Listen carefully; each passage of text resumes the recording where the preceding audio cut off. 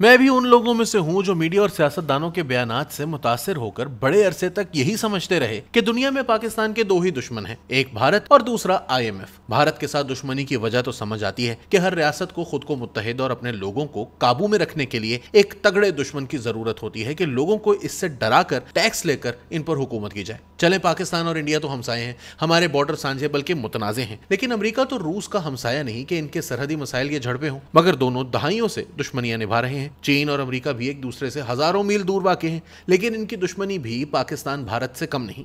लिहाजा आप पूरी दुनिया देख लें, चंद एक मुल्क छोड़कर बाकी ममालिक को दुश्मन की जरूरत होती है ताकि वो अपने लोगों को लगाम डालकर रखें कि अगर वो मुत्तहिद ना रहे या अपनी कमाई से हुक्मरानों को टैक्स ना दिया तो वो मारे जाएंगे, फलाह मुल्क की फौजें उन्हें खा जाएंगी या वो दुश्मन मुल्क इन पर मुआशी तौर पर कब्जा कर लेगा। लेकिन हम पाकिस्तानियों के लिए IMF को इतना बड़ा विलन बनाकर क्यों पेश किया जाता रहा? आखिर IMF को क्या पड़ी है कि वो पूरी दुनिया छोड़कर पाकिस्तान के पीछे पड़ जाए और अरबों डॉलर का कर्जा देकर फिर वो दुआएं करने बैठ जाए कि अल्लाह करे पाकिस्तानी मईशत का भट्टा बैठ जाए। IMF को पाकिस्तान का भट्टा बिठाने से क्या फायदा हो सकता है? इसके जवाब में दो तीन साजिशी थेरीज जहन में आती हैं जो हम बरसों से सुनते आए हैं कि मगरबी कुव्वतों का मकसद इन कर्जों के बदले पाकिस्तान का एटम बम हासिल करना है। एक दिन आएगा जब हम अपने कर्जे अदा नहीं कर पाएंगे तो वो एटम बम मांग लेंगे, या फिर वही बात कि ये यहूदो हुनूद की साजिश है, पाकिस्तान का वजूद ही ना रहे लिहाजा इसे कर्जों में डुबो दो। किसी दौर में अरबों को पाकिस्तान की एटमी सलाहियत पर बड़ा फख्र था कि हम मुसलमानों के पास भी ये सलाहियत है और वो पाकिस्तान की खुलकर इमदाद भी करते रहे। अब बदलते वक्त के साथ इन्हें हमारी जरूरत नहीं रही। अरब ममालिक में अब इसराइल के सफारत खाने खुल रहे हैं, ईरान और सऊदी अरब ने दोस्ती कर ली है। अब भारत भी कह रहा है कि हमें पाकिस्तान के खिलाफ कुछ करने की जरूरत नहीं, ये खुद को तबाह करने की पूरी सलाहियत रखते हैं। लेकिन सवाल वही है कि IMF हमारा दुश्मन है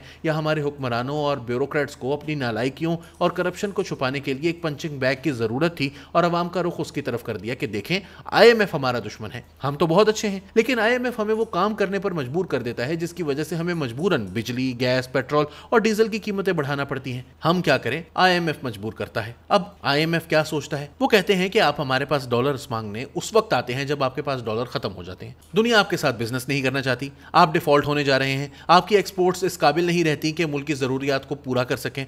वो आपका इशू समझकर अपना फार्मूला नाफिज करते हैं कि तुम्हारी नालायकियां इस हालत में तुम्हें लाई हैं, अब हम तुम्हें कुछ चीजें ठीक करके देते हैं। सबसे पहले वो एक्सपोर्ट बढ़ाने के लिए कहते हैं आप रुपए की वैल्यू डॉलर के मुकाबले कम करें तो आलमी मार्केट में आपका एक्सपोर्टर ज्यादा सस्ती चीजें बेचकर ज्यादा डॉलर्स कमाकर पाकिस्तान ला सकता है और इन डॉलर से आप बगैर कर्जा मांगे तेल, गंदम, चीनी, LNG, दवाइयां या दीगर चीजें मंगवा सकते हैं।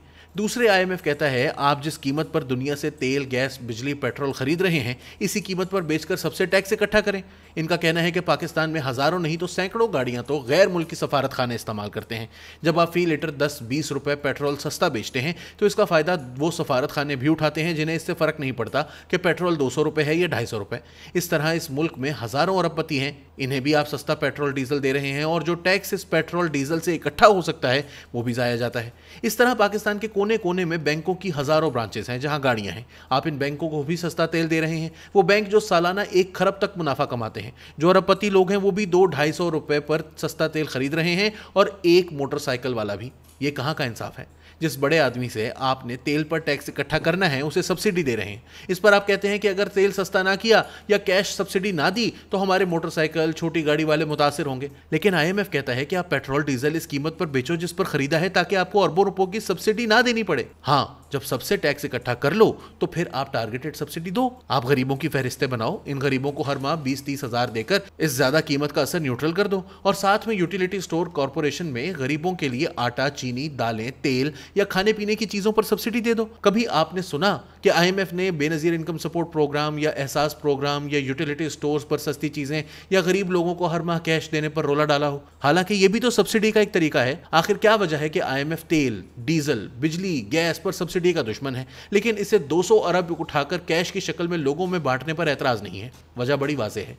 IMF का कहना है कि पाकिस्तान में मुआशी तबाही की एक वजह यह भी है कि जो बड़े लोग हैं इन्हें आप गरीबों के नाम पर सब्सिडी दे रहे हैं। इन बड़े तबकात और अमीर लोगों से तो आपने टैक्स लेकर गरीबों पर खर्च करना होता है। आप खाक टैक्स इकट्ठा करेंगे जब आप सफारतकारों, बैंकों, प्रॉपर्टी टाइकून्स और दीगर अमीर लोगों को भी पेट्रोल डीजल सस्ता करके इस कीमत पर बेच रहे हैं जो मोटरसाइकिल वाला खरीद रहा है। ये कहां की दानिशमंदी है कि जो तबका 300 रुपए फी फी लीटर अफोर्ड कर सकते हैं, उन्हें मोटरसाइकिल वाले की वजह से 50 रुपए फी लीटर सस्ता मिल रहा है। आप कैसे मुल्क को चला रहे हैं कि बैरूनी दुनिया से तेल, गैस, डीजल महंगा खरीद कर सस्ता बेच रहे हैं। आप ये सब कुछ डॉलर्स में खरीदते हैं और इसे पाकिस्तानी रुपए में सस्ता करके बेचते हैं ताकि आपका वोट बैंक बचा रहे। यूं आप अवाम के वो पैसे जो तरक्याती कामों पर खर्च होने चाहिए, पेट्रोल और डीजल में फूंक कर चंद दिन लोगों से वाह करवा लेते हैं। हालांकि पेट्रोल डीजल पर टैक्स का मकसद ही यह होता है कि वो पैसा इकट्ठा करके लोगों और इलाकों की तरक्की पर खर्च किया जाए जो पसमानदा है। आप इस टैक्स से डैम, सड़कें, स्कूल, इमारतें या दीगर तरक्याती काम शुरू करते हैं जिससे मईशत चलती है,